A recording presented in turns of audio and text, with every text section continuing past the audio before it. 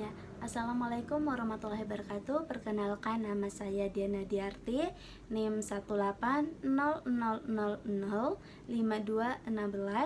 kelas 6E dari Prodi Pendidikan Guru Sekolah Dasar Universitas Ahmad Dahlan. Baik, di sini saya akan menyampaikan ceramah tentang antara sholat dan pertolongan Allah, yang mana ceramah ini bertujuan untuk memenuhi salah satu tugas mata kuliah ilmu dakwah. Langsung saja ke ceramahnya. Antara sholat dan pertolongan Allah. Assalamualaikum warahmatullahi wabarakatuh. Innal hamdalillah nahmaduhu wa nasta'inu wa na'udzu billahi min syururi anfusina wa min sayyiati a'malina. Man yahdihil fala mudhillalah wa man yuhdihil fala hadiyalah. Allahumma sholli ala Muhammad wa ala alihi wa ajwajihi wa zuriyati kama shallaita ala Ibrahim innakal hamidul majid. Alhamdulillah, alhamdulillah. Pada kesempatan yang berbahagia ini, marilah kita panjatkan kehadirat Allah Subhanahu wa taala yang mana telah memberikan rahmat, hidayah dan karunia-Nya kepada kita semua sehingga kita bisa berkumpul di tempat yang sederhana ini. Tak lupa pula kita berikan selawat dan salam kita kepada junjungan besar kita Nabi Muhammad SAW yang telah mengantarkan kita dari zaman jahiliyah menuju zaman yang terang benderang seperti yang kita rasakan saat ini. Hadirin sekalian, pada kesempatan yang berbahagia ini, izinkan saya untuk menyampaikan ceramah singkat tentang antara sholat dan pertolongan Allah. Ada dua hal yang paling penting tentang sholat yang ditekankan dalam Al-Quran, yaitu yang pertama, kenapa sholat begitu penting dilakukan? Ya, karena sholat menjadi pembeda antara makhluk dan halik. Ketika Nabi Musa alaihissalam diperintahkan langsung oleh Allah Subhanahu wa taala untuk menyembahnya dalam bentuk sholat. Dalam Quran surat At-Toha ayat ke-14 yang artinya, Ya Musa, tiada Tuhan selain saya, Allah.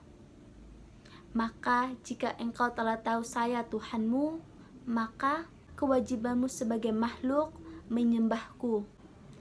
Dan Musa pun berkata, bagaimana caranya ya Allah?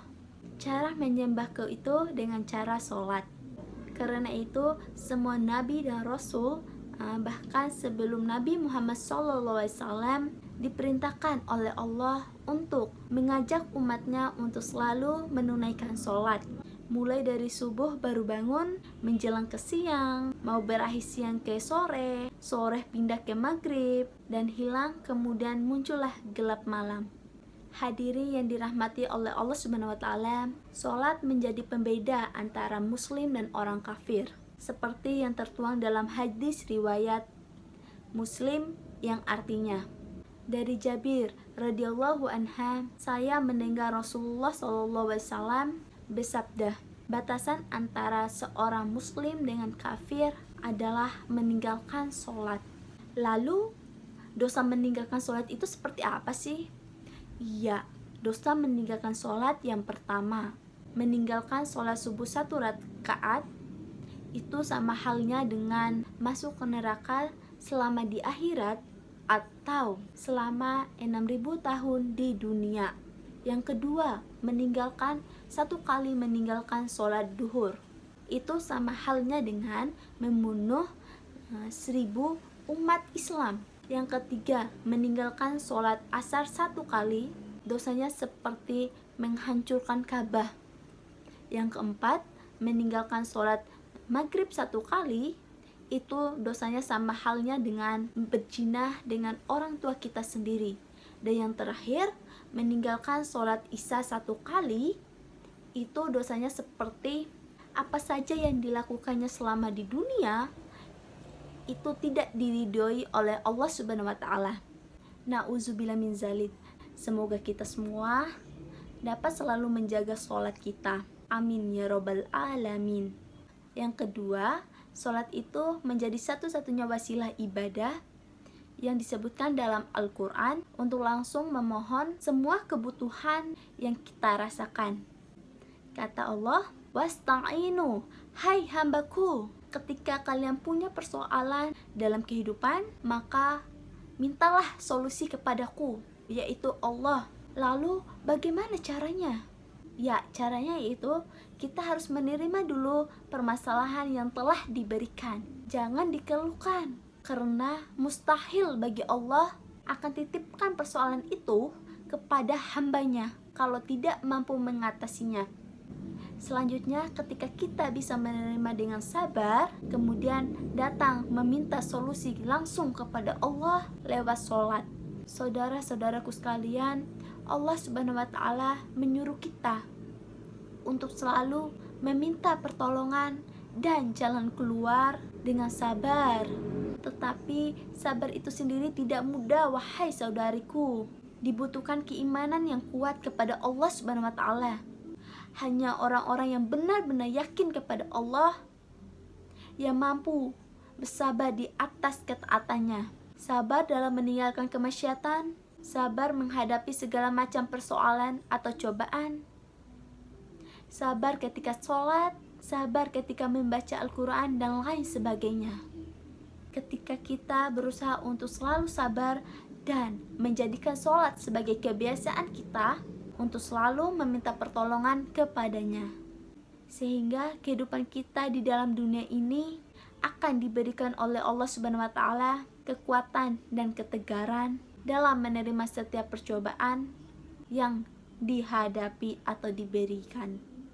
Saudara-saudaraku sekalian, pada intinya kita diperintahkan oleh Allah Subhanahu wa Ta'ala untuk selalu meminta pertolongan dan solusi hanya kepadanya, yaitu dengan selalu bersabar dan melaksanakan sholat, karena sholat merupakan pertolongan Allah yang paling besar.